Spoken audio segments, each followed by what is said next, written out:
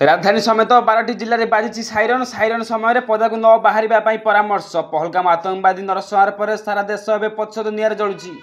युद्ध प्रस्तुति स्वरूप आज आरंभ होईची सिविल डिफेन्स मक ड्रिलिंग 10 तारिख जाए ओडिशा रे 12टी संवेदनशील स्थान में प्रतिरक्षा पूर्वाभ्यास चलिबो। संभाव्य आकाश मार्ग आक्रमण बेले आत्मरक्षा कौशल शिखिबे राज्यवासी। बोमा बसारु केमिति बर्तिबे एने सभ्य मनरे आशंका उत्कंठा जागिछि। अपराह्न 4टारू अधघंटा धरी मक ड्रिलिंग चलिबो। 12टी संवेदनशील स्थान में एयर रेड साइरन बाजिछि। गृह मंत्रालय परामर्श अनुसार 5 मिनिट धरी यही साइरन गर्जिछि। साइरन बाजिबा 5 ରୁ 10 मिनिट भितर समस्ते सुरक्षित स्थान को पळाइबे। केही खोलारे न बुली कंक्रीट छाड़ तळु चली जिला प्रशासन पक्षर बस्ती बासिंदा निकटस्थ सरकारी स्कूल और आश्रयस्थली भाव चिन्हट कर सभ्य सेठाकु धाइबे। सेहीपरि उपकूलवर्ती अंचल बात्या आश्रयस्थली रहीपारे। कौन व्यक्ति पाखे कौन कंक्रीट छात घर कि आश्रयस्थली ना तेबे से जोठी अच्छा से अटकी जाए 2 हाथ में कान को जोर चापी तले शोई रहिबे।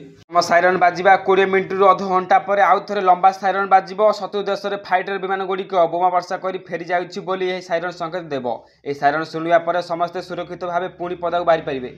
श्री दास परामर्श देइछन्ति कि भयभीत होगा आवश्यक नहीं। यह एक मक ड्रिलिंग एक युद्धाभ्यास।